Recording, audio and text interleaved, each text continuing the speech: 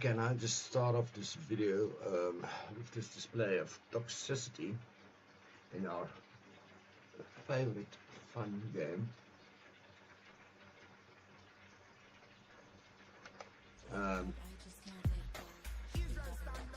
It's a rebuttal to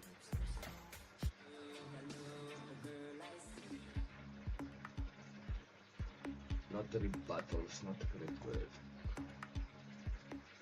A rebuttal, but rather a remix of Tenacity Zen's video with his karma story. It shows a clip where maybe we should just watch it.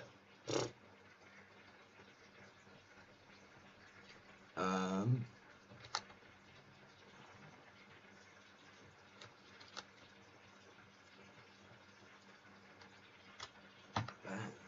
we go to display capture. Should have some action there now. Ooh, I should probably make droid cam. He's so fun color. Filter it and the color correction back to normal. How defaults bad. Yes. Anyway, saturation. I like saturation. Gamma brighter. More contrast. Brighter, not brighter. Less brighter. More saturation. Less brighter. Contrast. Gamma. That's good. Now, not my face anyway. It was a short. I should probably go find it in my history.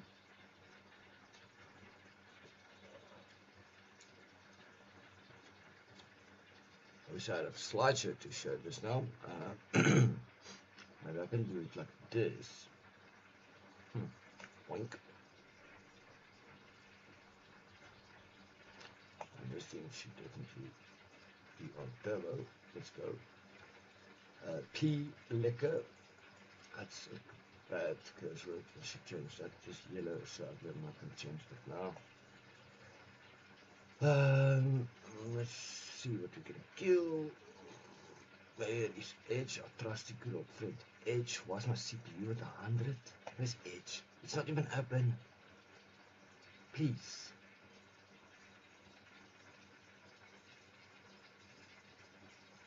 Please. For the sake of, let's just leave that there for now. Boink. That's not what I wanted to press.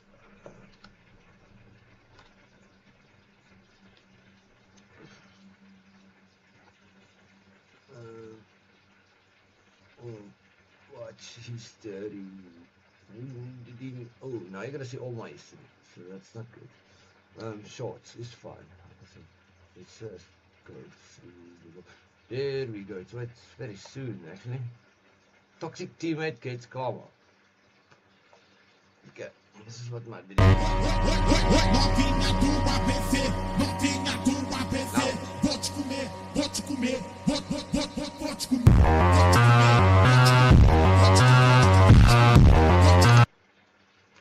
This is not even Tenacity's video. I thought it was Tenacity's.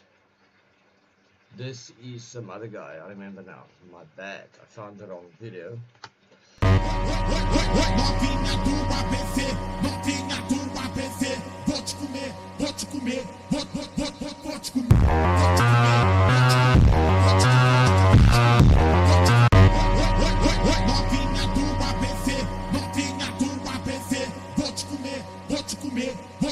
I could do my reaction.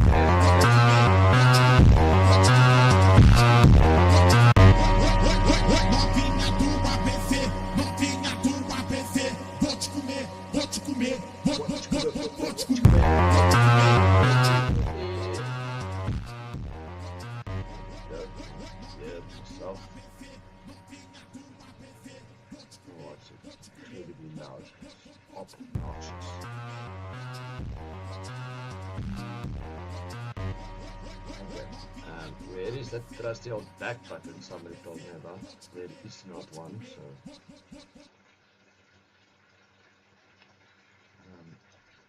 why is this display of all the stuff so bad here?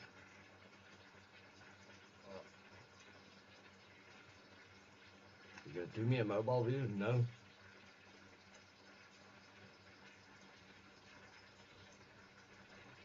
Nope, no, we're not getting it. Yeah, we'll just leave it dominant there because it's pretty. Next, where is the thing? Where is nasty? All those videos was shit. Abusing kids, that was not even funny. Why? Where's the rest of history? Huh? Oh, they do break it up like this. Oh, good one. But it is then gone. Because I'm pretty sure it wasn't here.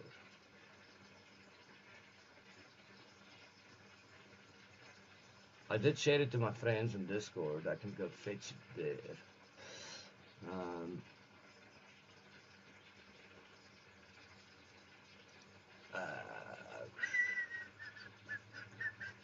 Bunch of chess videos. Great stuff. It was good though.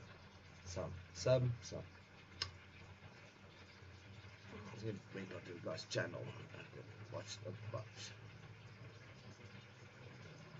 Really? That all day long? Okay. What? Best Rumble clip ever. It was definitely after that, I think. I'm lying. It was right before it. Here we go. Moxie, come on, do something. See, like, bro. So that was Fear or Johnny Boy, I think. Just Johnny Boy, I think. Commentating, and then Zen uploaded. Oh, Zen. Blooper. Then I still uploaded the video, and his title was "Even Zen Isn't Immune to Rocket League Karma." But it was toxic. I think he said something about be careful. The early flick is not. Yeah, come on, man. What I tell you guys earlier, he's going for these early flicks, but they're doing nothing. Like, Zen said, be careful. Zen's being a little toxic, bro. I kind of like it. Your early flick sets up the shot, and he scores it. Moxie. It's not likely. And he's got to score 2. No. It was 3 there. That's fun. Just you can't reverse YouTube shorts on mobile. Yeah, it was 3. Zen has got 6. Suarez a hell of a comeback. That's all I'm impressed with. Goals. The touch Moxie wants it. Will it be 11 seconds. And Moxie Went for the delay, and Zen also went for a delay. Has to, dude. You have to, like. You better. I kind of want it to happen, though. 7. And play for the boost. Instead, he goes directly for goal. There's no way. Moxie with 14 boost. 0-second goal is his. Oh my God! And then he points to the be careful in the quick chat. In terms of boost. Moxie demos Oh, him. oh shit! And he wants Oh my overtime. God! I like his Here we action. go. That's pretty good. His action is great. But if that is true, if Zen gets toxic, isn't immune to Rocket League karma, I call bullshit on karma. Because we had some serious toxic people and we just keep on losing against them. There is no karma involved. Toxic sometimes just win. There is some screenshots I should be showing you now, which would make it a lot more interesting. I should actually have the videos ready, so I should do that also, yeah. And I can clip it all together, so I'll do that later. I'll just remember about that. OP market. Boom, boom, boom, boom, boom.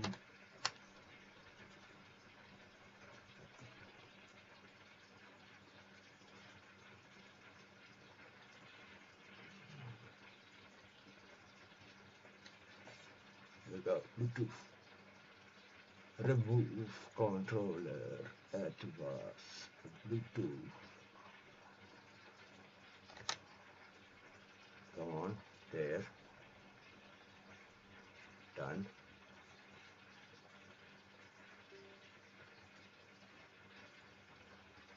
Go away from Xbox fucking bar. I should put that opening up auto off, it sucks. Then we want to listen to this video was watching now.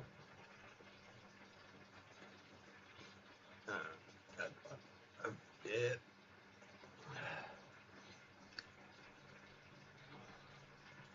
Of this video, we can finally get on to examining some of the claims that are made about Waymo's self-driving cars within it. As mentioned previously, the video kicks off with the channel's host, Derek Muller, acknowledging the sponsorship deal with Waymo before climbing into the back of one of the company's vehicles and setting off on his ride around the Phoenix suburbs. Finally, at just over a minute in, he begins to build the foundations of his argument. The preconception at the heart of this video is that self-driving cars are underdeveloped, can occasionally be dangerous, and that we should therefore be cautious in how and when we allow them to be used. Muller evidences the prevalence of this view through showing us the results of a YouTube community poll, which revealed that 40% of Veritasium's audience believed that self-driving car technology wouldn't be ready for at least another 10 years. Highlighting the lack of a driver in the moving vehicle that he's sat in, Muller makes it clear that his goal in this video will be to prove those doubters wrong. And for those people, I have news, which is that, well, there is no driver in this car.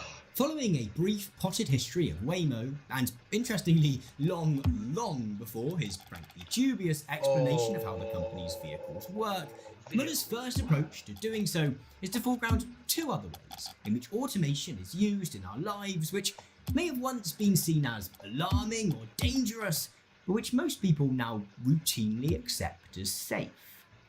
He begins with lifts, or elevators to our American friends, suggesting that concerns surrounding self-driving cars can be likened to the public response to the introduction of automated elevators. When people started putting in driverless elevators, well, the public was very concerned and they didn't want to ride in those elevators. Now, this obviously isn't a very good comparison. As Muller quickly admits, elevators only have to travel in one dimension, and a lift shaft is a highly controlled environment relative to the multitude uncertainties of public roads. Interestingly, this section is also entirely plagiarized. A quick Google search reveals it to have been lifted beat for beat from a 2015 Planet Money interview with architectural historian Lee Gray. We won't have time to go into Veritasium's somewhat disingenuous approach to referencing and citing evidence for this video today. However, it just seems unnecessarily rude not to have credited the source here.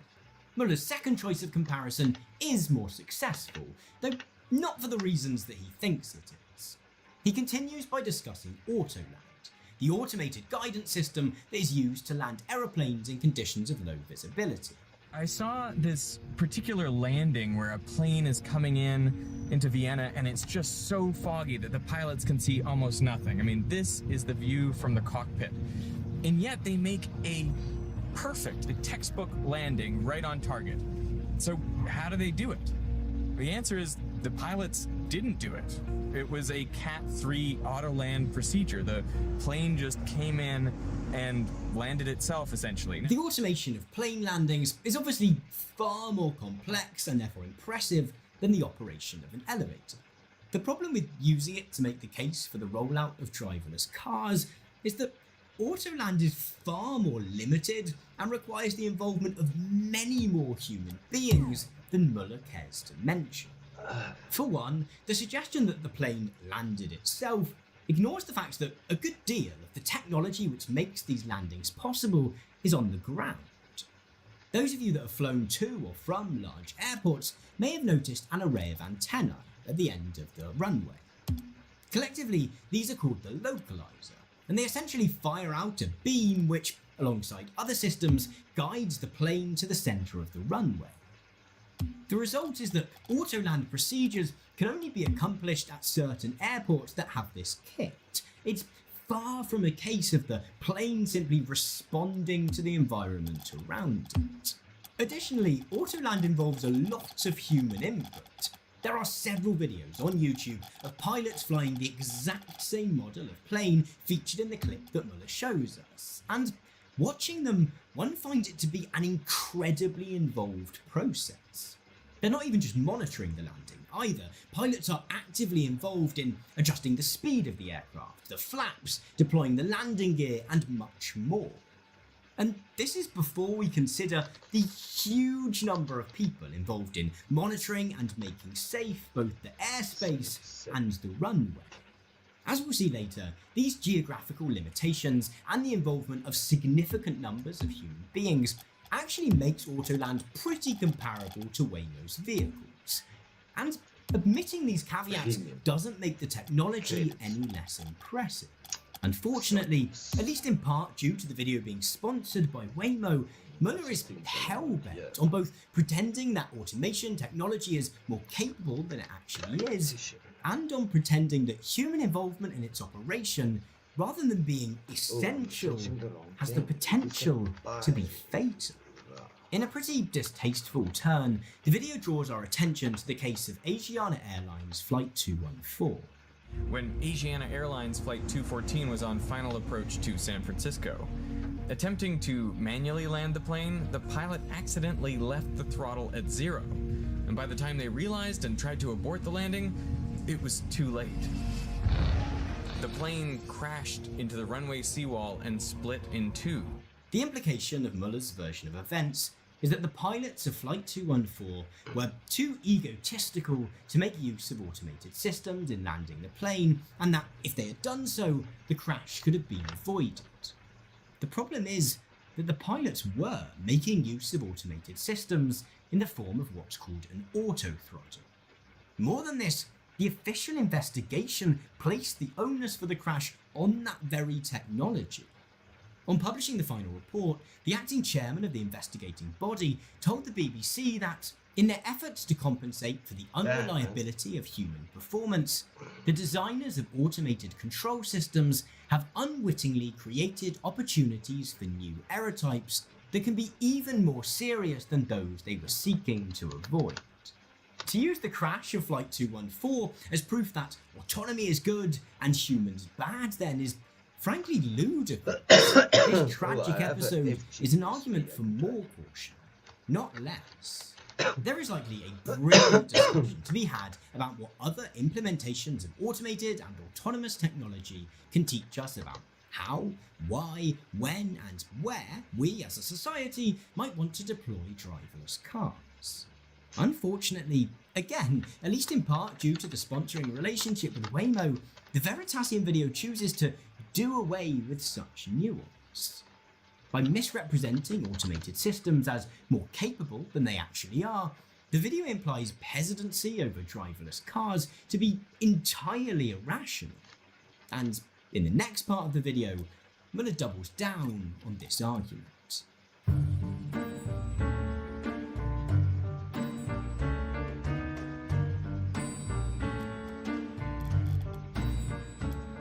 In the interests of not making a long video even longer, we're going to largely skip over a couple of sections of the Veritasium video. In the first, Muller explains the 5 levels of autonomous driving, and in a barely concealed dig at Tesla's autopilot function, suggests that the supposed safety benefits of driverless cars only kick in once you reach full autonomy. All these drivers were trusting the technology too much, which makes almost fully autonomous vehicles potentially more dangerous than regular cars. So this is why Waymo decided that the only safe way to proceed is with a car that has at least level 4 autonomy. Footage from the Snazzy Labs video, which also makes the same point in exactly the same way, suggests that this potshot at Tesla is drawn entirely from the briefing with Waymo staff. The following section sees Muller take a tour around Waymo's depot and offices. This is fairly unremarkable, although it is the one part of the video where we get a hint at the considerable number of human beings required to ensure that Waymo's taxi service is safe. This is the depot where the cars go when they're not on the road. And it's also where people monitor all the rides in progress. There is then a bit more vlog-style footage, as well as the beginnings of an interview with the woman in charge of Waymo's ride-hailing operations, who, unsurprisingly, thinks Waymo is great. With all this over and done with, Muller returns to the central argument of his video, that self-driving cars are safer than their human-driven alternatives. This time, however, rather than trying to convince us that autonomy is safe, he settles for arguing that human drivers are less capable than we might like to think. This section is a bit death by statistics. Surveys show 74% of people believe they are above average drivers. In the 20th century, 60 million people were killed on the road. That's basically an extra world war's worth of deaths. The National Transportation and Safety Board has identified human error as the cause of 94% of accidents. Unlike in most of their other videos, Veritasium doesn't provide any sources for these figures, and a brief use of a search engine gives some indication as to why this might be. The figure suggesting that 74% of drivers believe themselves to be above average appears reputable, having come from a short 2003 article in the Journal of Safety Research. After this, however, things become more questionable. The idea that 60 million people were killed on the road in the 20th century and the comparison to World War II is lifted straight from Wikipedia. Wikipedia in turn cites an infographic produced by Information is Beautiful in 2012 to accompany an exhibition at the Wellcome Collection in London. The infographic's creators acknowledged at the time that there may be some inevitable double counting, broad estimations and ballpark figures. And consulting the spreadsheet which details the origins of each statistic, one finds road traffic accidents to be one of those causes of death for which no source is cited. This therefore appears to be a cautionary tale about relying too heavily on Wikipedia. Whilst it might reveal a slight lack of research rigour, however, whether the 60 million deaths figure is verifiable or not doesn't really affect the meat of the video's argument. People dying is tragic no matter the quantity. The more important figure in that respect is the claim that 94% of driving accidents are the result of human error. This statistic was included in Waymo's briefing to the 5 creators it recruited as part of this PR campaign, but has also previously been used by Muller to make the case for self-driving cars, in a video released in 2017, sponsored by BMW. Unfortunately, when we actually read the report which the figure is taken from, we find Muller and Waymo's weaponization of it to support the rollout of driverless cars to once again be a gross misrepresentation. The statistic is drawn from a 2-page document released by the National Highway Traffic Safety Administration in February 2015. Drawing on a body of data surrounding car crashes gathered 8 years previously, the datasheet does indeed state that the critical reason for a crash was assigned to drivers in an estimated 2,046,000 crashes that comprised 94% of crashes at the national level. The following sentence, however, continues that in none of these cases was the assignment intended to blame the driver for causing the crash. This may seem confusing or contradictory at first, but Phil Cooper, an associate professor at Carnegie Mellon University who specialises in self-driving car safety, explains it well in a 2018 blog post. See, labelling the driver as the critical reason for a car crash does not necessarily mean that the crash took place due to negligence or malice. Instead, the critical reason for an accident is akin to the final point of failure leading up to the crash. Say, for example, someone is driving perfectly diligently along a rural road when they unknowingly pass a stop sign, which has been concealed by an overgrown bush. When they reach the upcoming crossroads, the road markings have also deteriorated to the point where the driver understandably believes it to be their right of way. They therefore continue straight ahead without stopping, at which point they collide with another vehicle. Now, if we wanted to assign blame for this crash, we'd probably say that it was the fault of whichever authority or body is in charge of trimming the hedge and maintaining the road markings. Nevertheless, the condition for assigning the critical reason in the NHTSA study was such that as long as there was some possibility that the driver could have seen the other vehicle approaching their side and reacted to avoid the crash, the driver was still marked down as the critical reason for the incident. In short, while the 94% figure does include some people who were drunk driving or asleep at the wheel, it also includes people whose sole failing was not quite being able to react sufficiently after suddenly finding themselves in a difficult and dangerous scenario. The overtone of this section of the Veritasium video is clear, that greater adoption of driverless cars has the potential to reduce the number of road accidents in the United States by up to 94%. Most of these errors are impossible for a machine to make. But if you have a vehicle that has, LiDAR and radar and 29 cameras, you're just not going to hit them. It's also heavy on emotional manipulation. Every year, when people are backing out of driveways or parking spaces, in the US, up to 200 people are killed, and it's frequently older people or children, the children of the drivers. The problem is that the adoption of driverless cars wouldn't be a solution in anywhere close to all of these cases. In our example of the neglected crossroads, an overgrown hedge and lack of road markings would be just as much of a problem for an autonomous vehicle as it would be for a human being.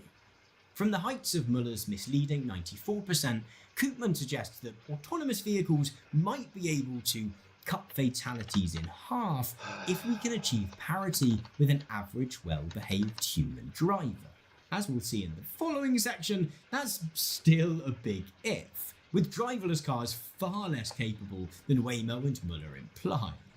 Furthermore, none of this takes into account the new risks and dangers that would undoubtedly accompany greater use of autonomous vehicles. In this section then, we again find a refusal to approach the topic at hand with the slightest degree of nuance. A non-sponsored video about driverless cars could have featured a really interesting conversation about what problems autonomous vehicles will solve and those they won't. Instead, Veritasium chooses sensationalism and misrepresentation. Of course, there's a chance that the misrepresented statistics in this section are largely the result of confirmation bias, of stumbling across a figure that supports the argument that Waymo has asked Veritasium to make, and simply not questioning it, rather than an active decision to leave out information that complicates their position. When it comes to the video's highly selective explanation of how the Waymo vehicles work, however, such excuses begin to seem much less conceivable.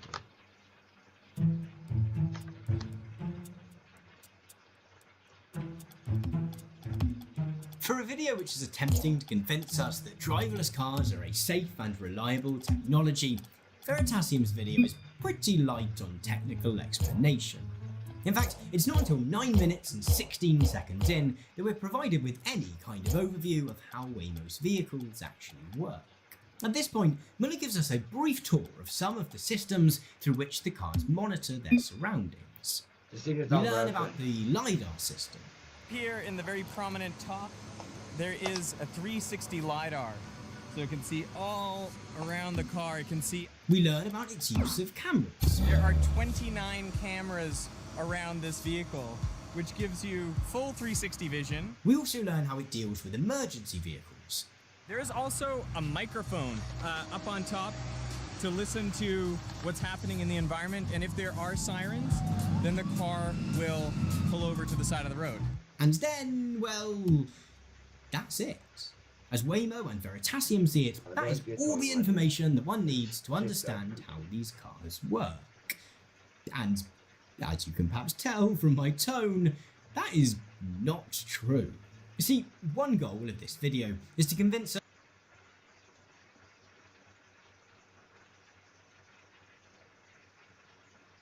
no audio.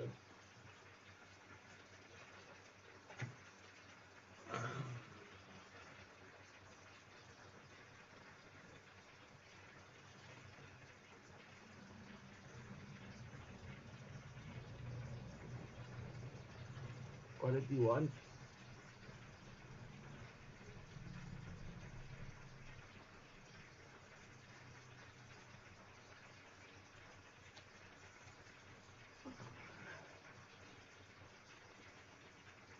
10 credits.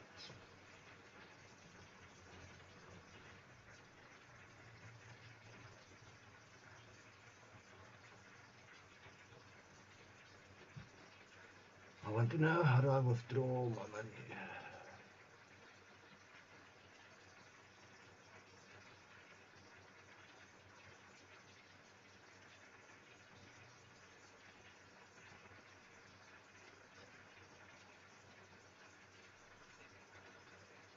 Did I, obviously I lost that bonus I could have received. I think.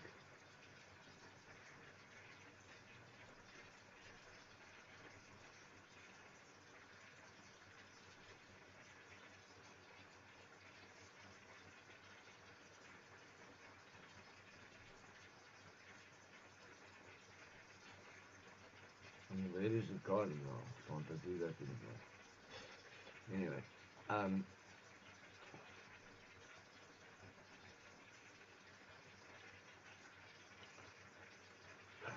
Comet, White, Dune,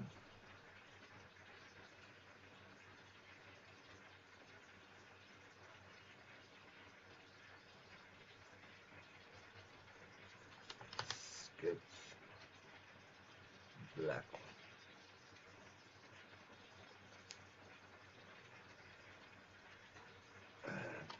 Tom, GT, Bar, Trade. Yes, let's go. Yes. Okay.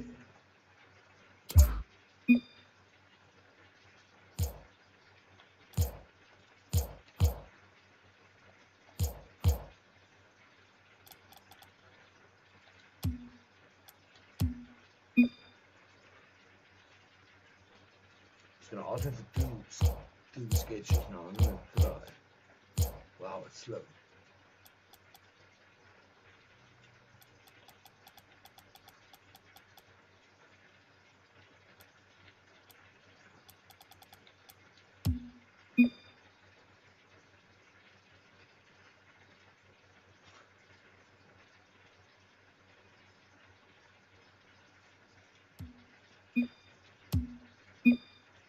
I only have two. There's only one. My offer is only one.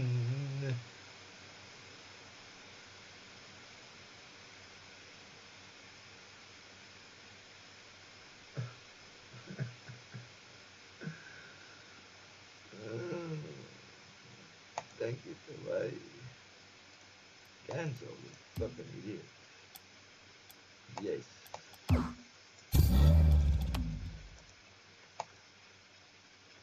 It's just trade. 15 sketch on its own.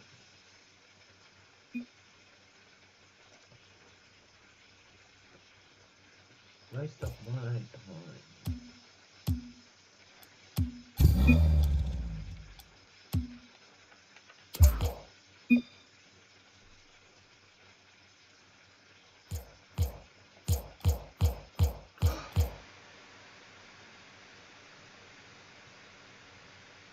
No, did I choose an egg?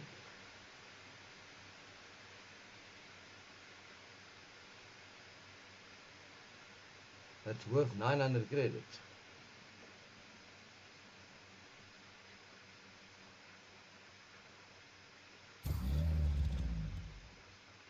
Huh? Was he? But then I get nothing in there. How? How?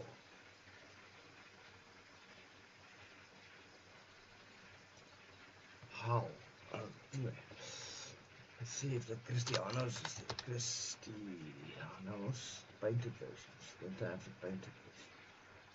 Why not? Nope. Anyway, how do I get those credits out of here? Alright, let's try this guy again. Yes. Yes. Accept.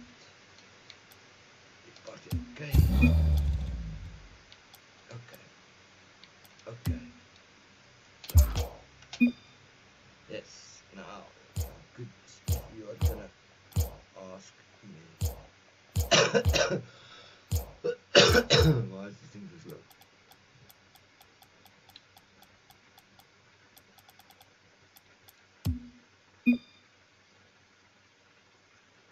Thank you, Happy Market, for being such a stupid piece of shit.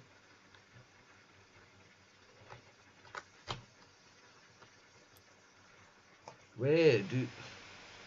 Now there's two. When did there's just one there. One. Delete it. Refresh it.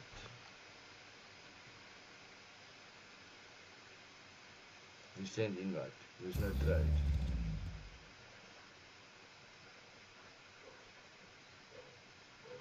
Try this again. Tune. Sketch. What time? Let's check our stuff. See it today.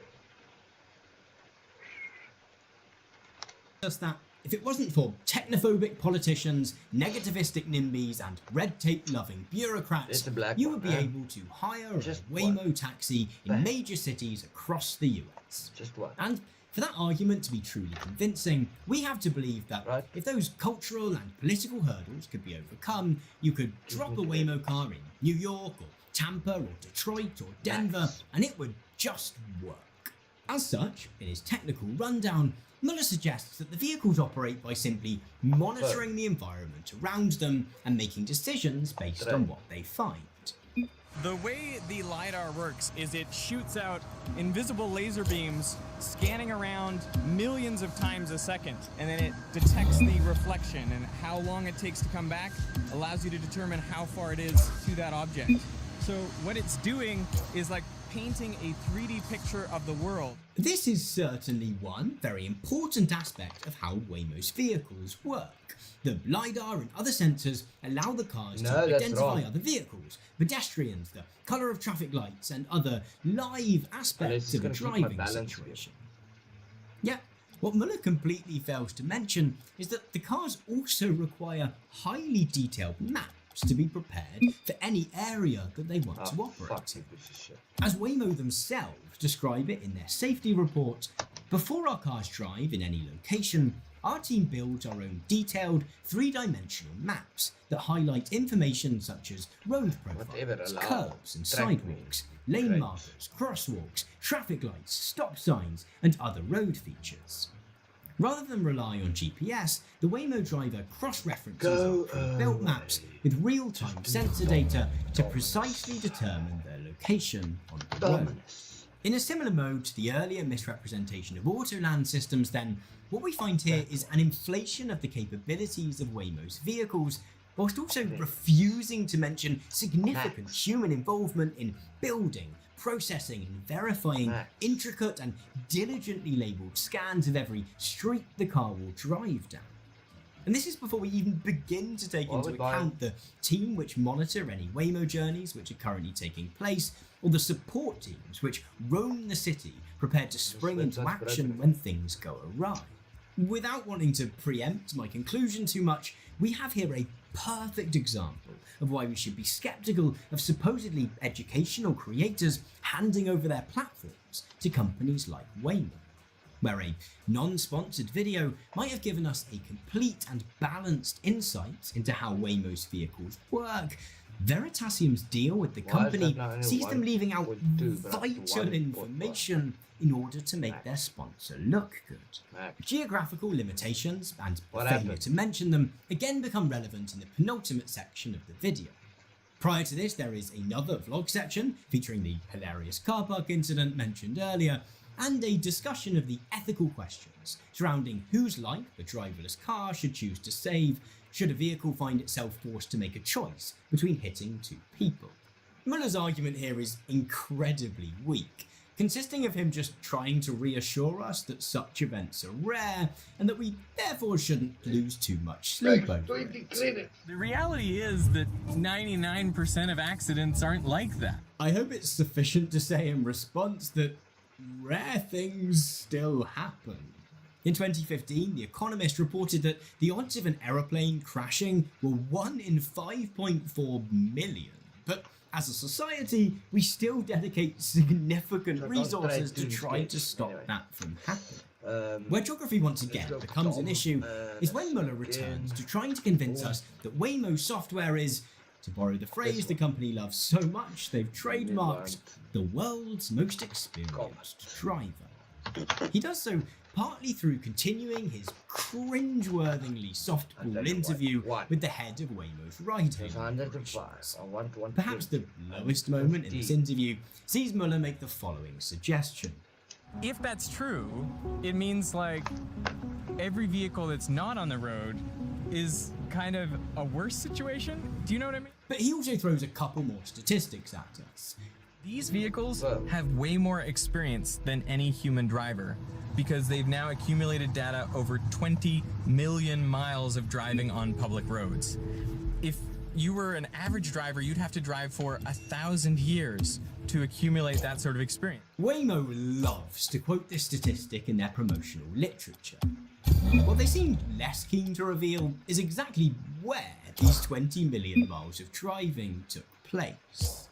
For throughout the Veritasium video, Muller simply refuses to mention that the reason that he filmed this video in the suburbs of Phoenix, Arizona, is because that's the only place in the world where Waymo's taxi service operates.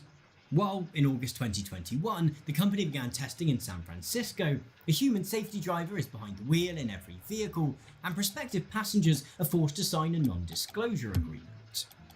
That's not to say that the vehicles have only driven in these two cities. The Waymo safety report claims that the cars have driven in more than 25 cities across 10 US states.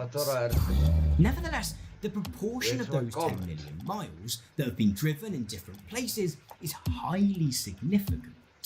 See, as Mahmoud Hikmet highlights in one of his videos about Waymo, the primary reason that the company is seeking to introduce its vehicles to new cities at the moment is because new environments bring new challenges. These vehicles are under a test and they're going to fail, they're going to run into edge cases. Some of them might seem really, really obvious, but it's really hard to account for all of those edge cases during initial testing. So what Waymo are hoping to achieve here in this public rollout is they're hoping to run into more of these edge cases. In short, letting the car drive up and down the same roads again and again eventually has diminishing returns. It might be amazing at driving on those particular roads, but still terrible elsewhere. We see this with Waymo's vehicles in relation to the weather. Phoenix has pretty favourable conditions for driving. It is generally clear and bright. The safety report does stress that the vehicles have been tested in other conditions. From sunny Phoenix, Arizona, to rainy Kirkland, Washington, across the snowy Upper Peninsula of Michigan, through Death Valley heat, and in foggy San Francisco. Nevertheless, it would seem the company is still not entirely confident in the vehicle's ability to operate in all weathers. A 2019 blog post by the company's chief safety officer revealed that Waymo's taxis are designed to come to a safe stop under certain bad weather conditions, and a Morning Brew article from July 2021 highlighted that certain conditions require the reintroduction of safety drivers behind the wheel.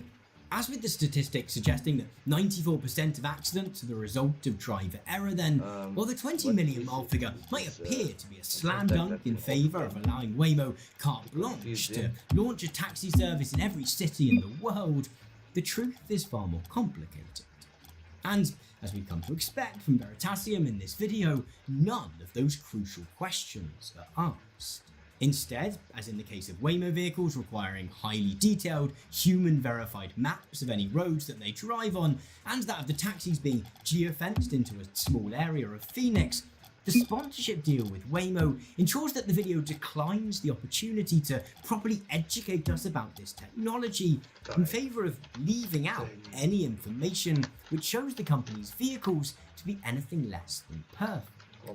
Perhaps the most frustrating thing about the multitude of omissions and misrepresentations contained within this video is that admitting that the technology still has limits wouldn't make it much less impressive. While Muller hams up his enjoyment of being in the Waymo vehicle a bit, I can't imagine it would be anything but really cool to ride in one of these cars. They are an impressive feat of engineering. That being said, Muller rounds his video up by predicting some of the ways in which driverless cars might change the world. Transportation will get cheaper. Think of all the wasted value in the cars that spend over 95% of their time parked.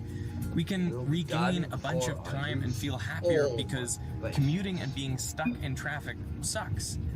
We can reduce traffic because vehicles will have better awareness of each other. As I bring this video to a close, as well as wrapping up my points about the devastating effect corporate sponsorships have the potential to have on educational YouTube, I want to ask a few questions about whether driverless cars would really have the impact that Muller claims, or whether there might be better alternatives to these problems already in existence.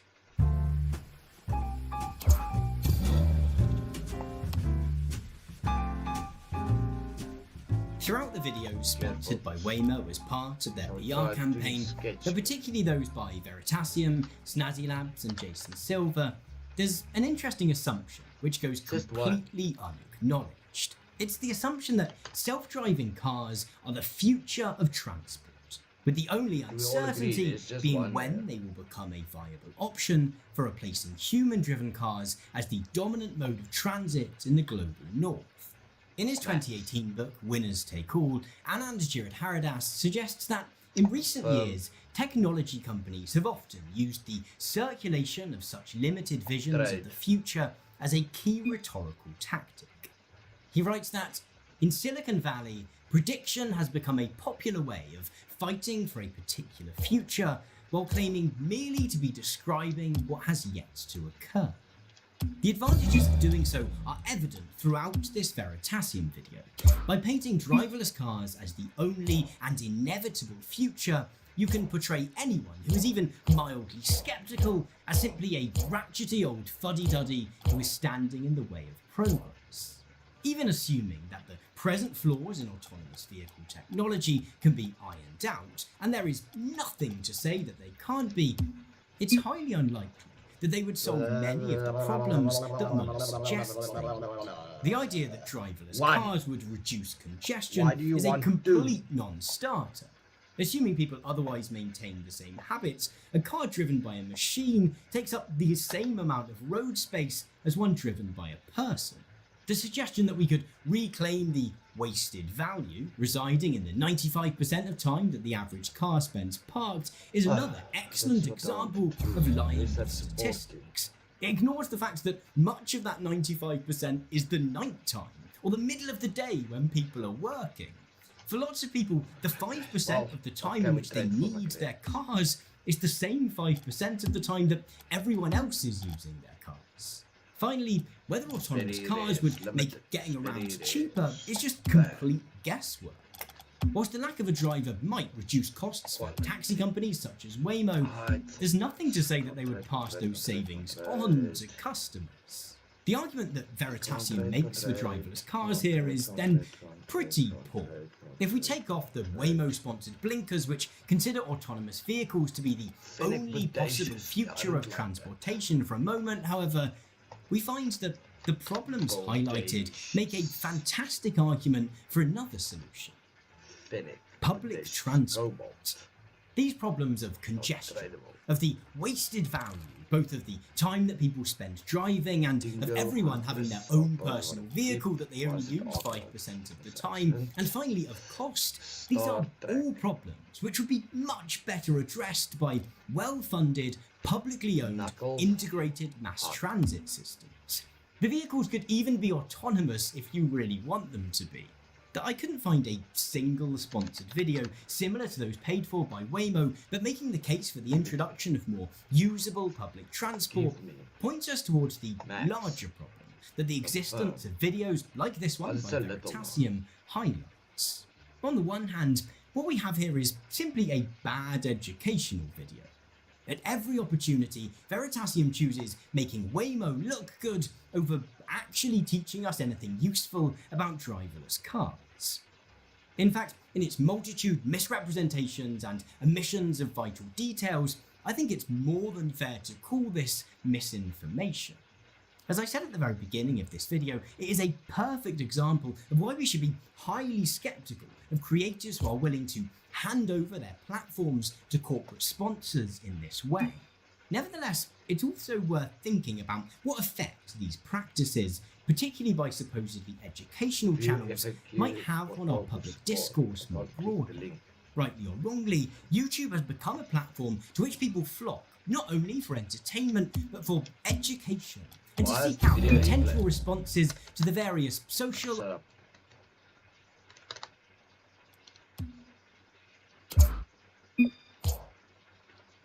Knuckle. Knuck. Okay, great stuff. Knuck. There you go. Thanks. Sick.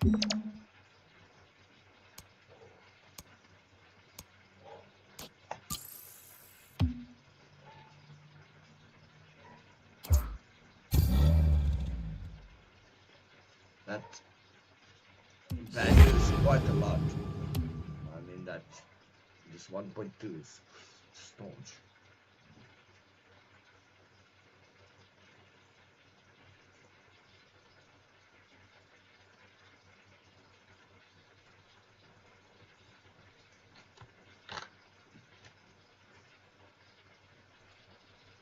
I'm gonna buy those wheels. What time do the stores open?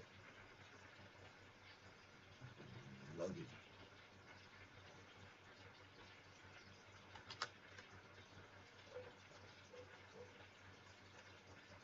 Wow.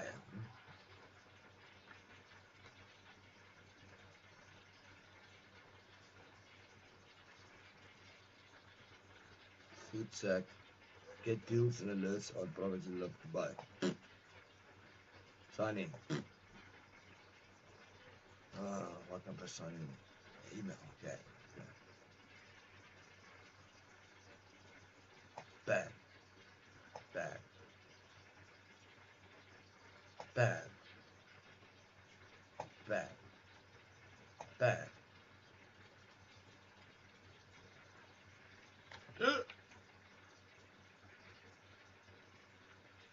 Better. So, thank you for using my location completely wrong.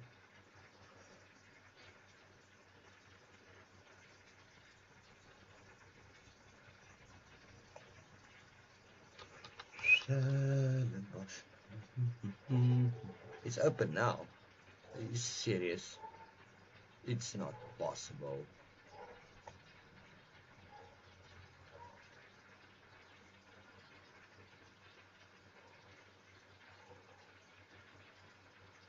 You must be joking. Directions. Oh. Okay. Phone name. No. Details.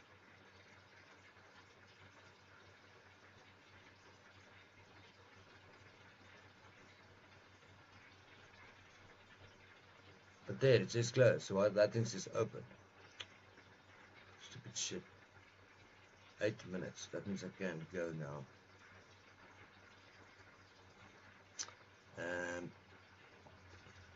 And what time does the store close here? At the shop, 13 hours. Everybody's gonna have to. 600 credits. Then all my credits is gone, and my thing that is gone. What is these things?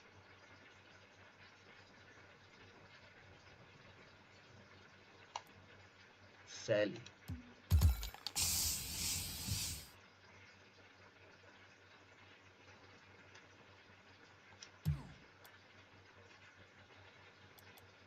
Plan anthem. Can't get it. You have to wait for downloadable content. What? No.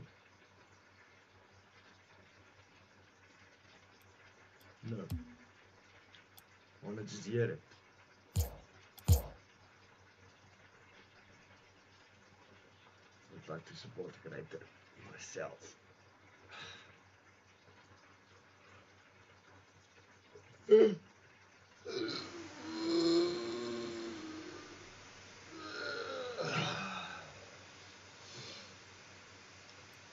So much. Just junk.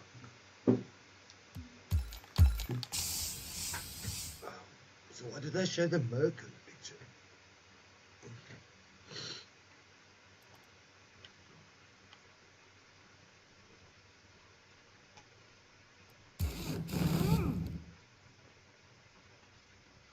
It's kind of cool.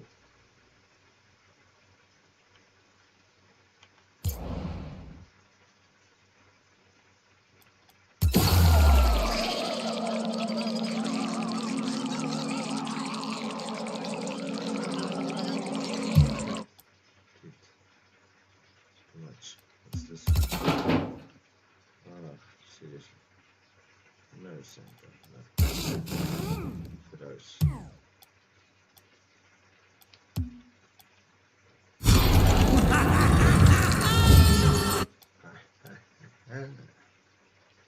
Oh, God, yeah.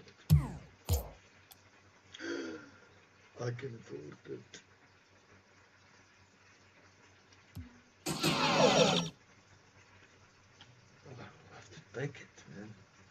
What's the hitbox? What's its value?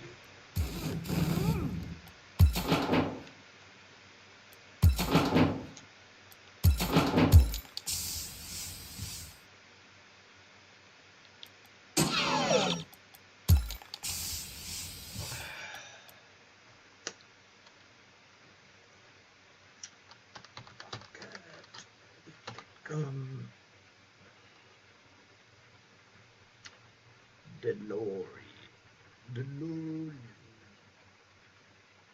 Trade.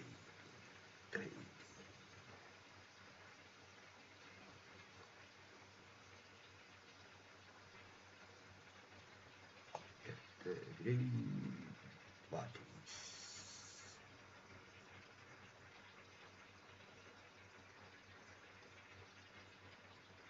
I want, you want this. I want this. Everybody wants this. Quality. What? Where do I choose the item?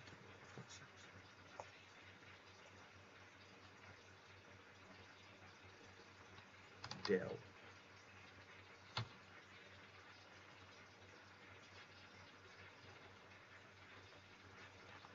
Low. Again, is it not tradable? All buddies. Search now.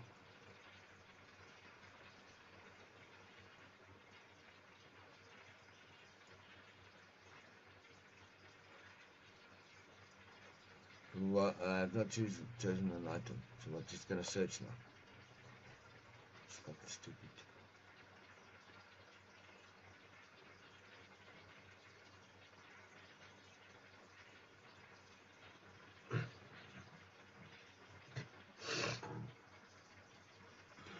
Okay, I just said Emperor. Emperor 2. An Emperor. Item details. What are they worth here?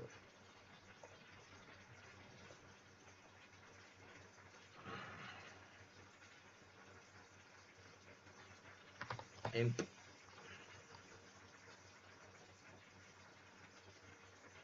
That guy wants offers.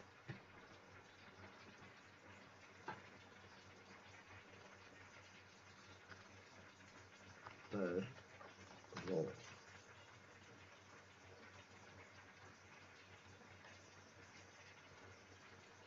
Emperor Titanium White. How much? 20. What's the hitbox? Bonk.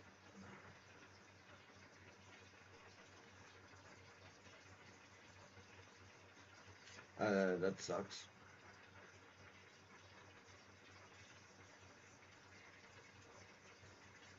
I don't think this.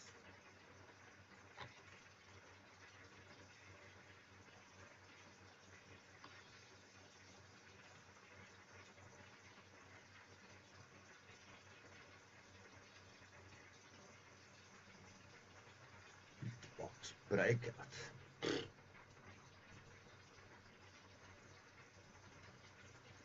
Glasses from inside.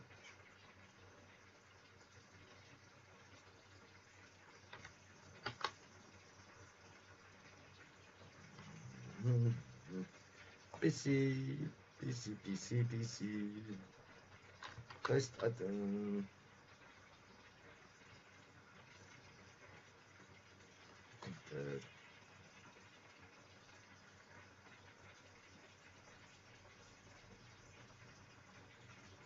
First.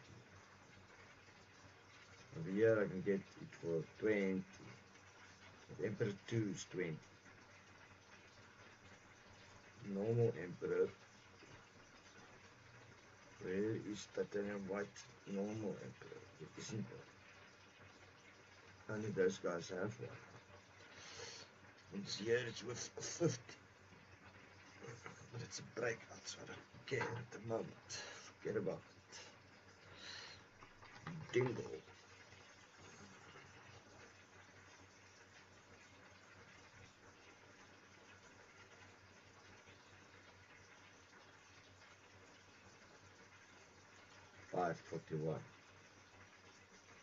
$541, and it is a scorer. I like the sound of that.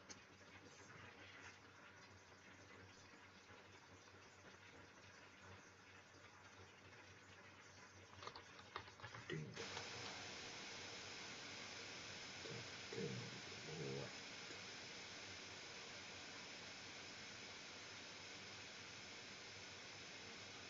$100 overcharge. 450. Okay, can we get some?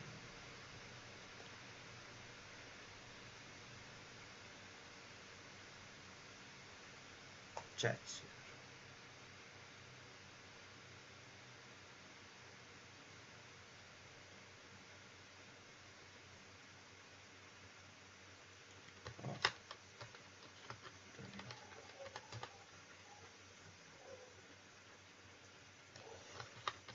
Probably go off on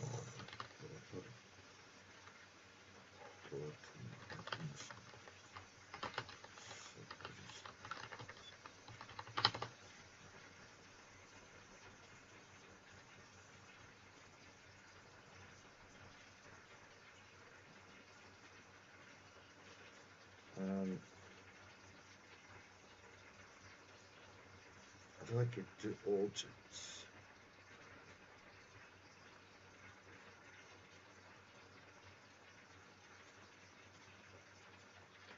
What does that guy want? This guy. You want it?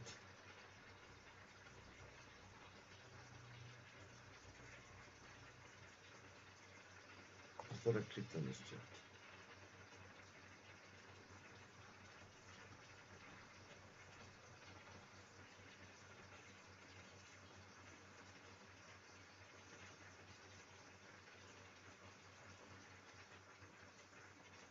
What did he offer last time?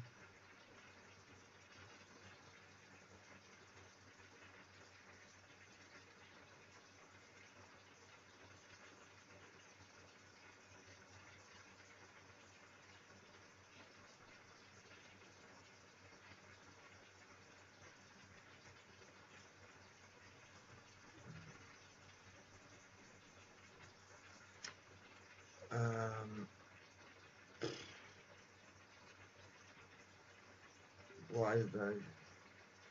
There goes the door. Nice. Can I search the door? Where's this? The door. The door.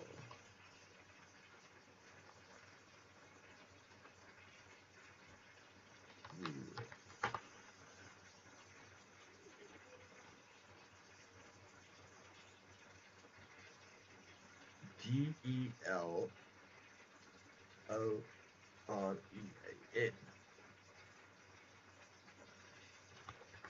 Back to the picture.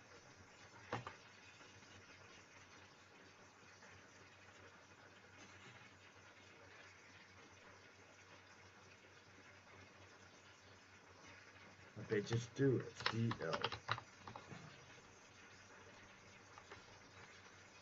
Nope. What did I say here about Delore? Delore. Here, time machine.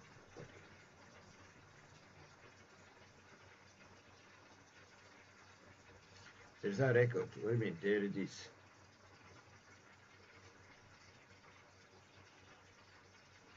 Incorrect details.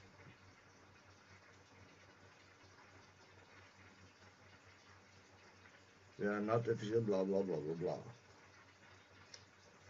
And platform details. Epic PC. What? Device. OS. Windows.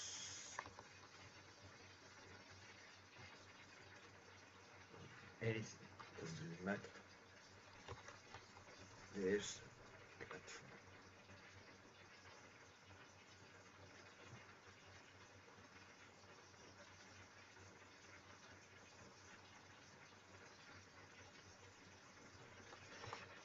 platform. Recorded price.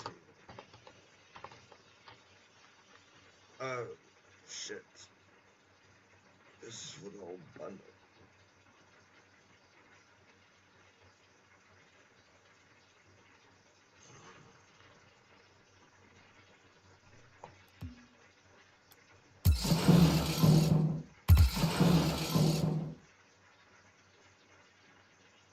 Huh? Oh, money. Ugh.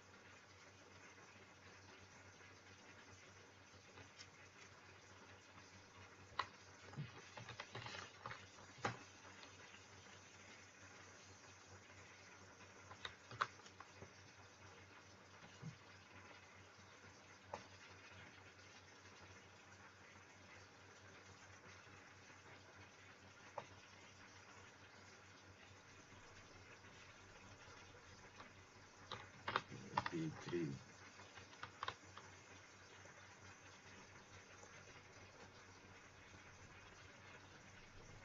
For the biggest.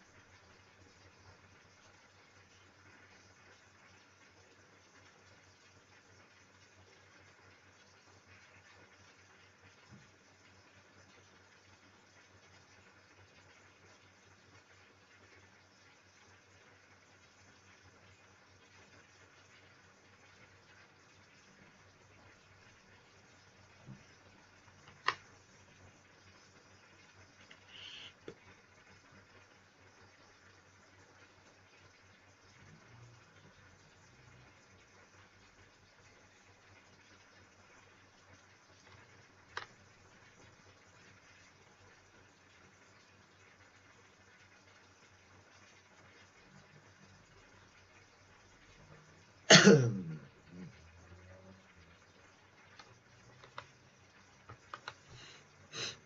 we can't trade amongst each other. Oh, that's so annoying.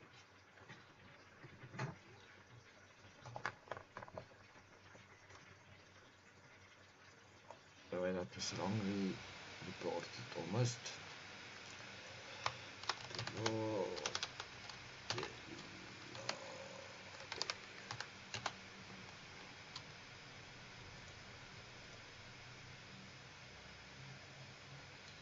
okay, over here I am looking for wheels.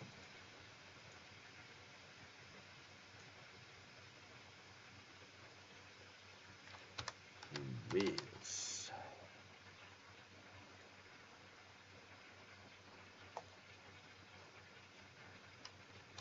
Christian. Bang.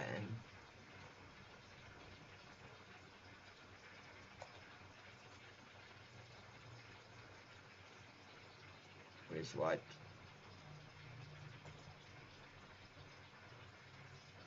Search.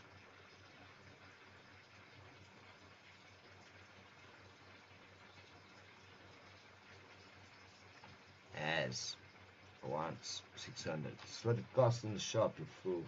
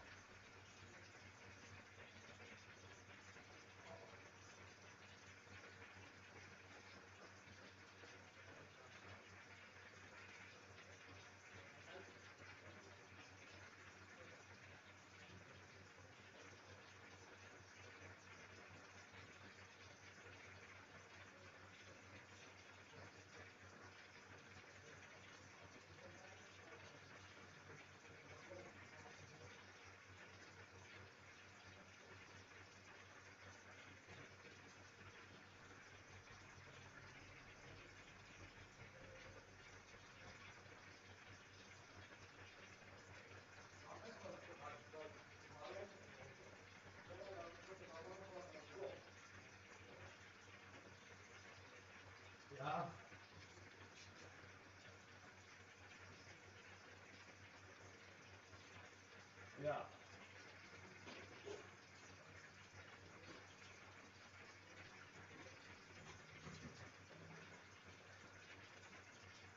Ja, want ek sal dit baie keer sommer doen, maar ek sal dit nie as daar nie baie van hulle is nie en so aan en as dit soos die myn blom is, dan sal ek dit nooit flik nie.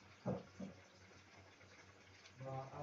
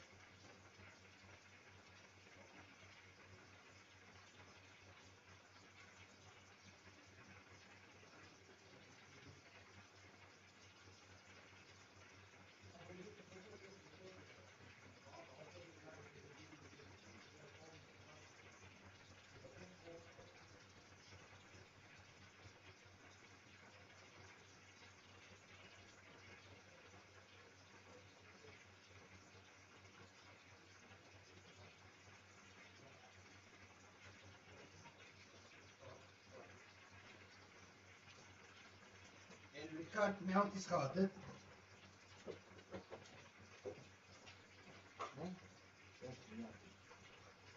Dit is even wat het in 'n vol, jy wil nie aflê. Dit is baie slim.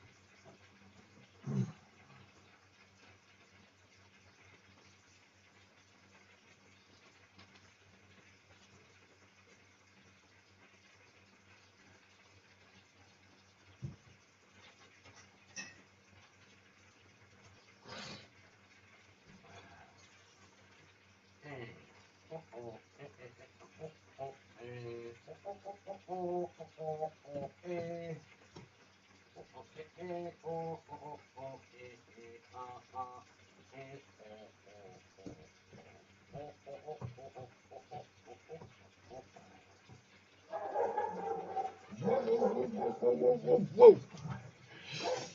Okay, he's been watching my stream. Oh my goodness. Was I streaming all of this instead of Rocket display capture? We don't need you anymore. But bam. Now we need socks. I need to chat with my friends on Discord. Margaret. Oh, sorry man. Okay. Now I have to say here, WTF are they spying on us? Because in one bundle, how did that happen?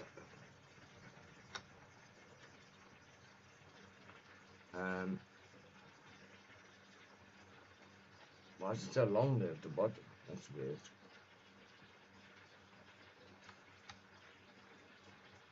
Crop. Select all. Copy. Delete that idea.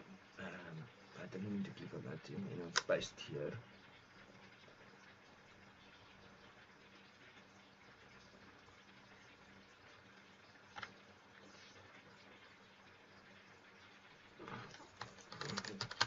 We have all the items we want together in a cash package.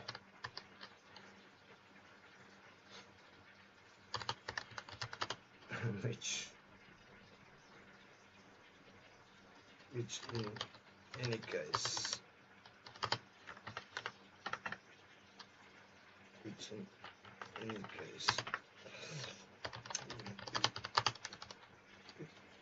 trade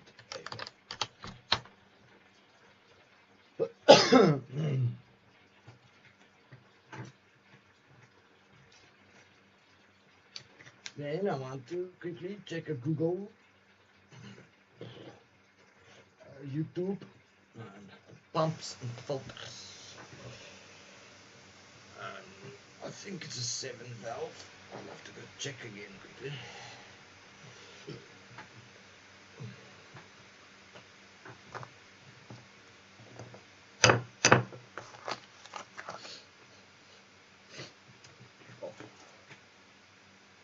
Catnap, and what's that? The earbud. Oh, that's the amazing earbud. The future, amazing future earbud. There, nothing there.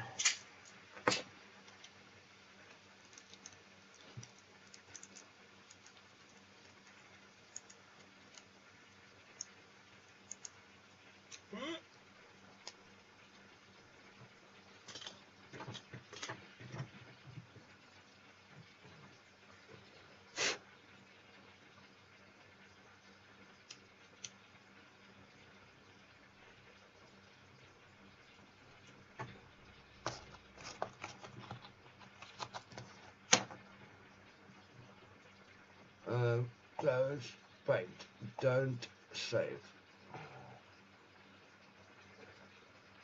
What else was there in the shop?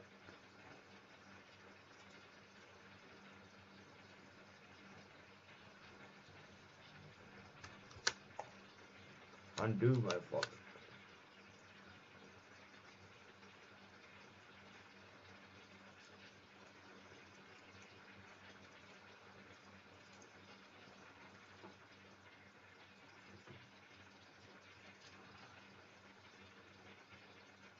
Flint. Oh, lots of flint.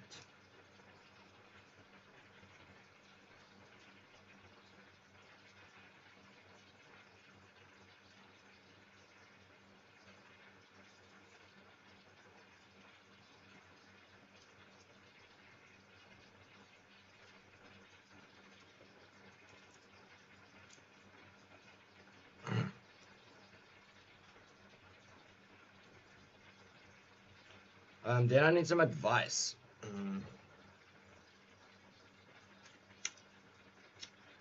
From B3.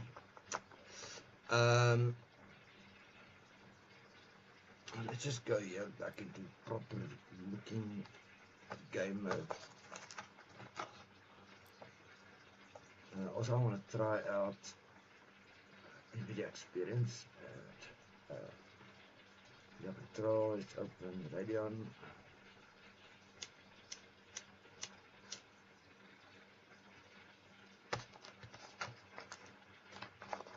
I think this wheel is not the right one. I've got wheels here somewhere.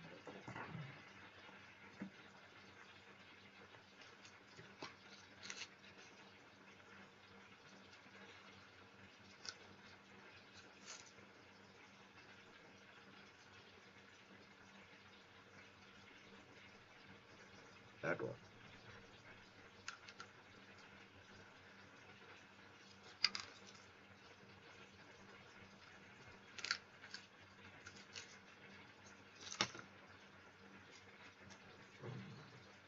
Or on the problem.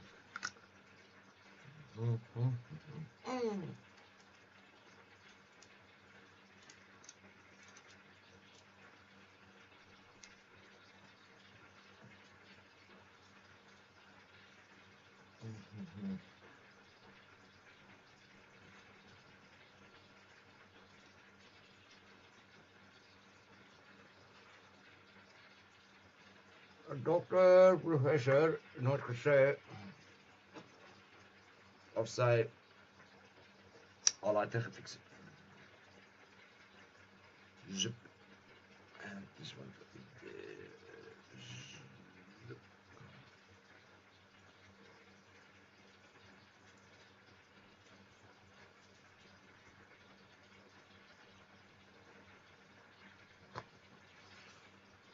Out.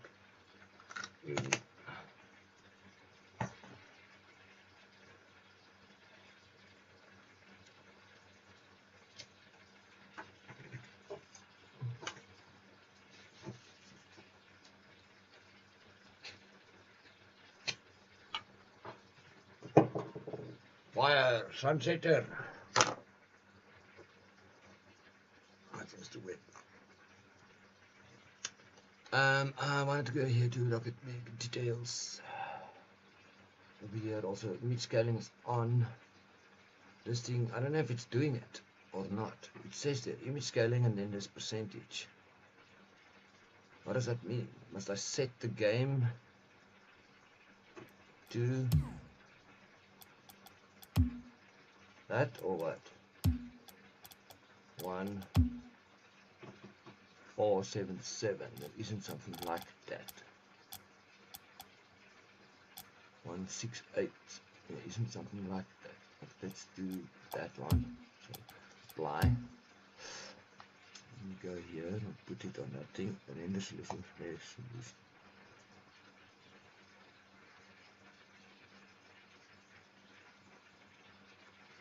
image scaling is enabled. Optimize all games and applications, including ones with customized settings. Optimize. Not sure how it works, because over here must I now also put it on. There's this thing here. Render resolution. I just don't know how it works.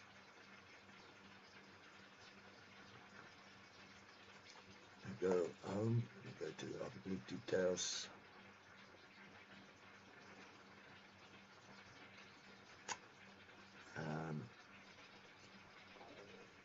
There, that's normal resolution. What is that resolution?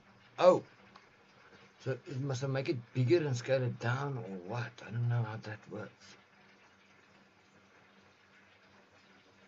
Must I do this? Then it's full screen. But doesn't that other thing already do it? I don't understand. Apply. I'm just going to leave it at this size there. Not sure how it works.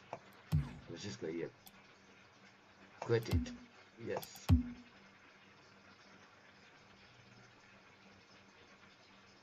I'm not gonna change this thing because I know it will definitely then fuck out or be weird. And where is it though? I think it's this DSR factors.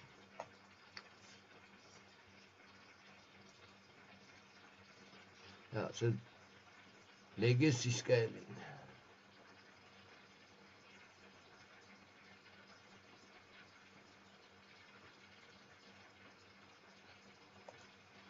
This is okay.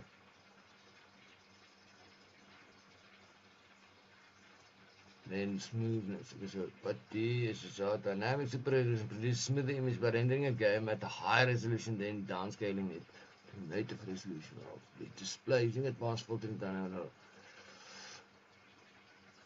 Improve quality of anti-aliasing of games that do not have in-game anti-aliasing sessions for games and insufficient.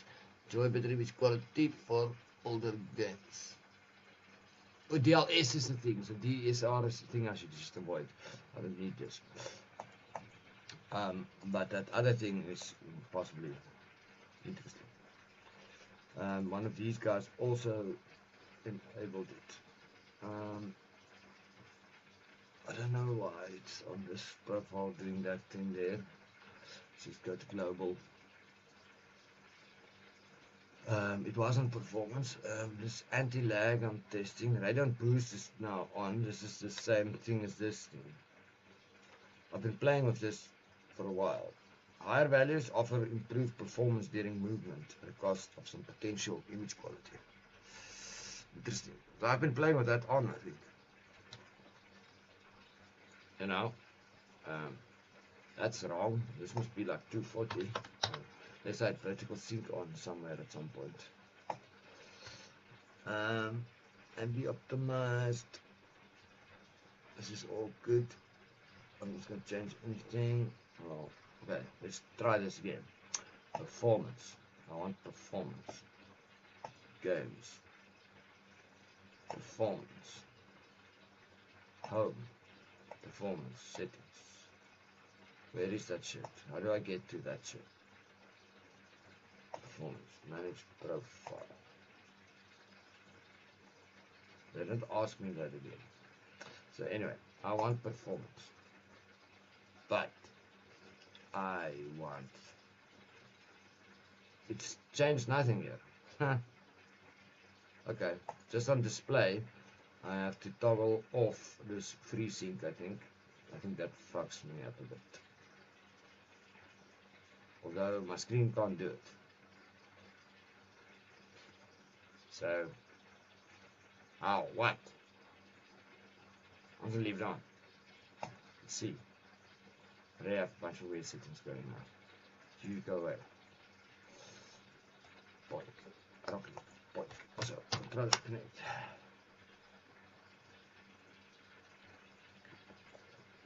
Oh, close. App running. It's not running. This is jing jing jing jing. Boink. Close. Bluetooth. Bluetooth. Remove. Add device, Bluetooth. Ding. Close the control panel.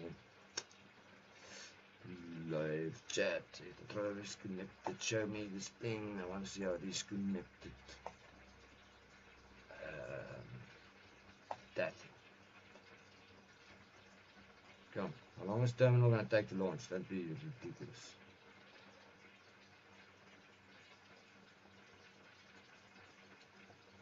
Also, let's go to YouTube.com and edit. Controller is in a working state. Nice. Display capture. It's off. Window capture. I know what window capture that is. Just minus it. Yes. Thanks. And there's a game capture. Something else. Never mind. Rocketeer. Tilting YouTubers with the hardest training back. 9 days ago. 2 years ago? 9 days ago. Nice. Later. I want to first check out Tom Nicholas. Am I subscribed? Why, he's now featuring a lot. Anyway, so pull up settings. There we go. Boulders. Nice. Was that Boulders warehouse? Go back. Installing a pool pump. The steps involved. No. Choosing the correct size for your pool. Factors to consider. Nope. Tell me more about the beginner's guide to pool pumps. What pool pumps do I buy? Okay, sounds interesting. But I need to buy one. Hi, my name is Adam, and my pool pump is officially dead. I need a new one, and I need it right away. So I reached out to my friend Mark from Noob, who's gonna help me save the day. So Mark, help me figure out how to choose the right pump for my pool. So first of all, what does a pump do? Great question. A pump is pretty simple. Its operation. It's designed to pull water from your pool, push it through your filtration system to clean, and push it back into your pool. So it seems very vital to the process of the entire function. You got it. It's the engine to your pool, and you need to have a properly working, pool pump to maintain that water cleanliness. So if the pump's not working, we're not working. Not swimming. Okay, now does it make a difference whether I have an in-ground pool or an above-ground pool and I'm trying to figure out my pump? In principle, they're built the same way, they function the same way, it's just they hook up a little bit differently, so I would need to know that. Okay, and so what we're looking at here, these are in-ground or above-ground? These are in-ground versions. Okay, and then how do I figure out what the right pump I might need? Like when I read online, I heard about horsepower. How do I figure that out? Right, I think the best rule of thumb to follow on that is just, you want to maintain what you have. And where do I find out how much horsepower I have? Usually you can find the voltage rating on the back of the motor. There's a sticker there. Okay. In this instance, we have a total horsepower of, one horsepower. So where it says THP? THP stands for total horsepower. I need a new pool pump. I don't know where to start. How do I even know what size do I need? We don't want to oversize the pump to your pool. I would look at it this way. Your pool was built before you were even there, right? And they put that pump on the pool for a reason as far as size and flow rates and so on and so forth. Okay, but does more horsepower equal better? Not a car. It's not a car. So it's like a car, but not a car. Yeah, exactly. We can push it a little bit. So for example, if you have a 3/4 on it currently, we can push that to a 1. If you've got a 1, we can go to 1.5. Things like that. What you don't want to do is make massive jumps, because I don't know exactly what you have underneath that concrete in your backyard, and I do not want to have to start pulling that concrete up. It's like my emotional baggage. We want to keep that below the surface. Okay, but what is the basic anatomy of a pool pump? It is simpler than it seems, because it's just simply going to be a drop-in replacement. Okay. You'll have to do some plumbing to get your old pump out. So there's usually hard piping that comes into the pump and out of the pump. So you'll basically cut that off. You'll place this in, and you'll have to do some finagling there. But once you get it in place, you're ready to go. It's simply, you'll replace the wiring to your old system, and it just goes. Let's say my pump that I used to have before it died, it made some noises. So what do you do? Like, how do you know when it's not working correctly that it might need some maintenance? Right. Yeah. It's common. It's a common thing with a pump as they get older. You hear a lot of whining, or sometimes people call it screaming.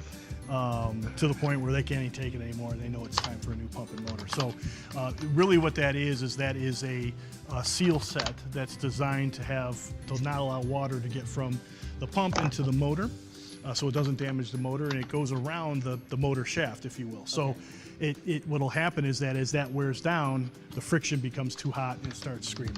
So when it's screaming, it's time to take a look. Yeah, absolutely, because the screaming will not go away. A lot of people will say, I need a new pump, or I need a new motor, or I need a pumping motor, and they're all correct. It's just that the anatomy is such that you have what we call a wet end and a dry end. Keep the wet side wet, keep the dry side dry. Got it. And the wet side, from the motor bolts up, are what we call the pump. And so this is what I would refer to as the pump. and the dry end is the motor. I've been reading about variable speed pumps. Help me make sense of it. Right, a variable speed is a new version of pumps that have come to the market in the last couple seasons, if you will, and they're energy efficient pumps. California, the state of California has adopted the use of these in all of their pools. You have to have one now. And it's really designed, it basically is your standard motor, pump and motor system, but it comes with an electronic control system. And it's got all kinds of controls for if you have different features on your in-ground pool. Like a lot of people will have waterfalls and robots that clean the water, etc. And you can program all the different things into here. And really what it allows you to do is to run your motor a lot more efficiently depending on the application, so you're using less energy. Yeah, so I'm not running everything at a full 10 where maybe I only need to run it at like a 1 or a 2 in different ways. So it might be a little bit more costly on the front end of this, but it might save you some energy. Yeah, absolutely. I mean, right now they're quite expensive because they're relatively new. I would probably say they're probably 3-to-1 ratio at this point as far as cost goes. But you know, the concept of gaining back what you're spending will definitely take place. These will be mainstay, in my best guess estimate would be in the next couple of years. Throughout the whole country, it's going to be variable speed or bust. Well, Mark, you've taken a murky, deathly situation for me and made it a lot more clear, so thank you so much. You're welcome. I know, it's a lot. It can be overwhelming to try to balance all the information and make all these different decisions. That's what's great about a place like Doheni's, and if you visit them at doheny.com, you're going to be able to get that information to help you make the right decision at the right time. Make sure you like and subscribe so that we can help you find the right answers to the right problem.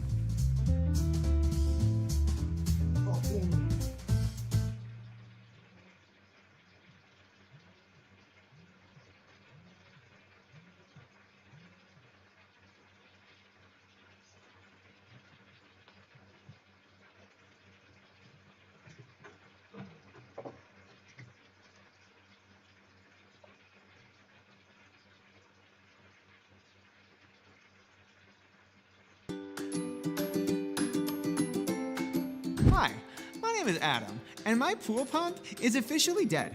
I need a new one, and I need it right away.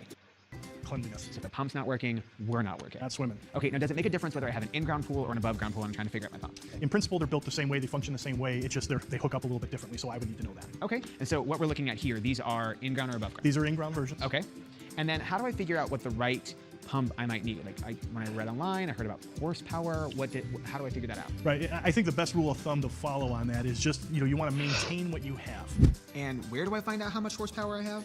Usually you can find the voltage rating on the back of the motor. There's a sticker there. Okay. In this instance, we have a total horsepower of, one horsepower. So where it says THP? THP stands for total horsepower. I need a new pool pump. I don't know where to start. How do I even know what size do I need? We don't want to oversize the pump to your pool. I would look at it this way. Your pool was built before you were even there, right? And they put that pump on the pool for a reason as far as size and flow rates and so on and so forth. Okay, but does more horsepower equal better? Not a car. It's not a car. Got it. So it's like a car, but not a car. yeah, exactly. We can push it a little bit. So for example, if you have a 3/4 on it currently, we can push that to a 1. If you've got a 1, we can go to 1.5. Things like that. What you don't want to do is make massive jumps, because I don't know exactly what you have underneath that concrete in your backyard, and I do not want to have to start pulling that concrete up. It's like my emotional baggage. We want to keep that below the surface. Okay, but what is the basic anatomy of a pool pump? It is simpler than it seems, because it's just simply going to be a drop-in replacement. Okay. You'll have to do some plumbing to get your old pump out. Okay. So there's usually hard piping that comes into the pump and out of the pump. So you'll basically cut that off. You'll place this in. You'll have to do some finagling there. But once you get it in place, you're ready to go. It's simply you'll replace the wiring to your old system, and it just goes. Let's say my pump that I used to have before it died, it made some noises. So what do you do? Like, how do you know when it's not working correctly that it might need some maintenance? Right. Yeah. It's common. It's a common thing with a pump as they get older. You hear a lot of whining, or sometimes people call it screaming, to the point where they can't even take it anymore and they know it's time for a new pump and motor. So really, what that is a seal set that's designed to not allow water to get from the pump into the motor. So it doesn't damage the motor, and it goes around the motor shaft, if you will. So what'll happen is that as that wears down, the friction becomes too hot and it starts screaming. So when it's screaming, it's time to take a look at it. Yeah, absolutely, because the screaming will not go away. A lot of people will say, I need a new pump, or I need a new motor, or I need a pumping motor, and they're all correct. It's just that the anatomy is such that you have what we call a wet end and a dry end. Keep the wet side wet, keep the dry side dry. Got it. And the wet side, from the motor bolts up, are what we call the pump. And so this is what I would refer to as the pump, and the dry end is the motor. I've been reading about variable speed pumps. Help me make sense of it. Right, a variable speed is a new version of pumps that have come to the market in the last couple seasons, if you will, and they're energy efficient pumps. California, the state of California has adopted the use of these in all of their pools. You have to have one now. And it's really designed, it basically is your standard pump and motor system, but it comes with an electronic control system. And it's got all kinds of controls for if you have different features on your in-ground pool, like a lot of people have waterfalls and robots that clean the water, etc. And you can program all the different things into here. But really what it allows you to do is to run your motor a lot more efficiently depending on the application, so you're using less energy. Yeah, so I'm not running everything at a full 10 when maybe I only need to run it at like a 1 or a 2 in different ways. So it might be a little bit more costly on the front end of this, but it might save you some in energy. Yeah, absolutely. I mean, right now they're quite expensive because they're relatively new. I would probably say they're probably 3-to-1 ratio at this point as far as cost goes. But the concept of gaining back what you're spending will definitely take place. These will be mainstay, and my best guess estimate would be in the next couple of years throughout the whole country, it's going to be variable speed or bust. Well, Mark, you've taken a murky, deathly situation for me and made it a lot more clear, so thank you so much. You're welcome. I know, it's a lot. It can be overwhelming to try to balance all the information and make all these different decisions. That's what's great about a place like Doheni's, and if you visit them at doheny.com, you're going to be able to get that information to help you make the right decision at the right time. Make sure you like and subscribe so that we can help you find the right answers to the right problem.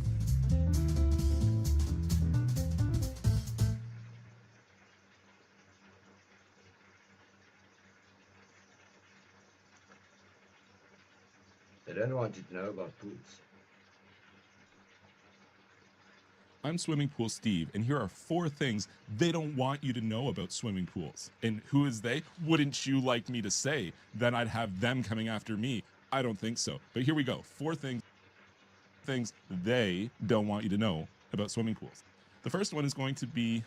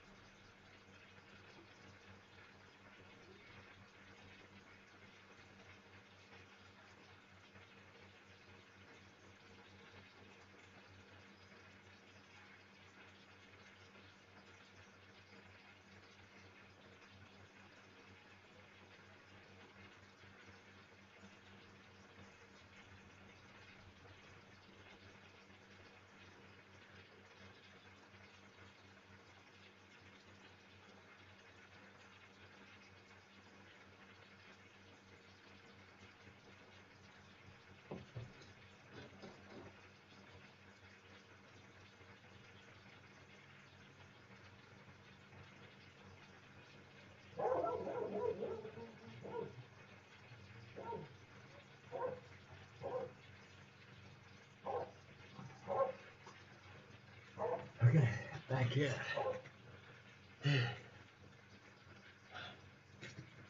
Did some pool maintenance, part of it. Clean the filter, wash the thing. Detain the dog again. I just wanted to check what pump it was. I did some cleaning. Ah, Susie, sorry man.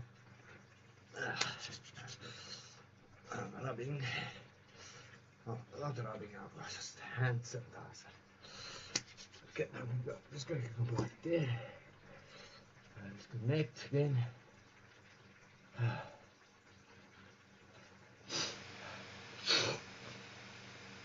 I'm watching a YouTube video while I play a game so that I can understand playback speed. That's fine.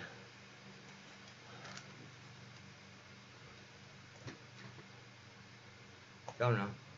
Chemical algicide. I mean, it comes in all kinds of... I'm Swimming Pool Steve, and here are 4 things they don't want you to know about swimming pools. And who is they? Wouldn't you like me to say? Then I'd have them coming after me. I don't think so. But here we go. 4 things they don't want you to know about swimming pools. The first one is going to be chemical algicide. I mean, it comes in all kinds of concentrations and formulations and size of bottles, and they're all expensive. But you know, one of the reasons why we use chlorine in swimming pools is because chlorine is an algicide. So if chlorine is an algicide in and of itself, and that's one of the reasons we use it, why are you using other algicides? Well, the answer could be concentration or strength. You could have a really bad problem that needs super aggressive treatment, and that's why you have this external algicide treatment. But for the most part, if you manage your pool properly with chlorine, you will never need to use external algicides. So that's definitely one of the things that they don't want to know. What else don't they want you to know about your swimming pool? Well, here's a really common thing that people say to me all the time. I asked my pool guy about a variable speed pool pump or buying an AOP system for my pool, and they said, don't do it. It's not worth it. That's just fancy technology and it doesn't do anything. What do you want to bet that that person doesn't know what they're talking about? And that's what they don't want you to know, is that they don't really know the answer to your question. And not every person is comfortable saying, like, hey, I have no idea about this. Because remember, you're talking about the subject matter that they do professionally. So maybe they're embarrassed that they have no idea what you're talking about. Yes. But the reality is the average person working on swimming pools doesn't really know about advanced oxidation process or hydroxyl radical generators, what they do, how they work on swimming pools. Would it be beneficial for your situation? To be honest, it's a little bit of a tall order to expect the average person in your backyard to have that information. But they also should be maybe more willing to tell you, you know, I don't really know about that stuff. That's kind of new technology. But here we are 40 years after saltwater swimming pools were created and commonly in place, and still the average person working on swimming pools can't tell you the technical process behind how saltwater systems turn salt into chlorine in your swimming pool. So moving along, what else is something that they don't want you to know? Well, I'd say that something they don't want you to know is when you go into a pool and spa store, commonly have pool stuff on one side, spa stuff on the other side. And if you have both a pool and spa, which a lot of pool owners do, you'll have an armful of pool stuff and an armful of spa stuff that you're going to adjust the chemistry with. So people used to say to me, hey, this bottle that I'm using to adjust my alkalinity in my hot tub is a lot more money than this big jug that I'm using to adjust the alkalinity in my pool. Could I just use the pool stuff to also adjust my hot tub alkalinity? And the reality is you can. Of course you can. It's just baking soda in there most likely. And so it's not a special hot tub formulation. It's just a massive markup on the product that you're buying for your hot tub because you don't realize what it is that you're adding to it. I mean, sure, it's possible there's some products which should be used only in a hot tub and some which should only be used in a pool. But the vast majority of the stuff that you're going to use day to day in your swimming pool, you could also be using in your hot tub to accomplish the same changes to your same chemical parameters. And I guess that brings me to the 4th thing that I want to say that they definitely don't want you to know. When you go and buy, you know, Alkalinity Up or Alkalinity Plus or a product from the local pool store for increasing your alkalinity, if you read it and it says sodium bicarbonate, it's baking soda. That's all it is. It's baking soda. So what's the price on that baking soda? Versus if you went to, I don't know, some farm supply store or Costco or some other place where you can get a bulk quantity of something like baking soda. Well, I bet you could reduce the cost that you spend on your alkalinity treatments by 90% by buying your products in bulk. you know, maybe don't do this day one as a new pool owner, because you don't really know what you're going to be using and what you're going to be using a lot of. But, you know, something like baking soda for increasing the total alkalinity of your pool is exceedingly common, and baking soda is fairly inert, lasts a long time if you store it properly. It's usually pretty easy to find if you try to track it down for morning, and it's going to be cheap, which is great because swimming pools are expensive. And anything that you can do to save money without cutting quality, I mean, you don't want to buy random products and put it into your pool. Who knows what's in that stuff? You definitely don't want to do that. But finding your baby, so that's not too hard. So there's really no reason to spend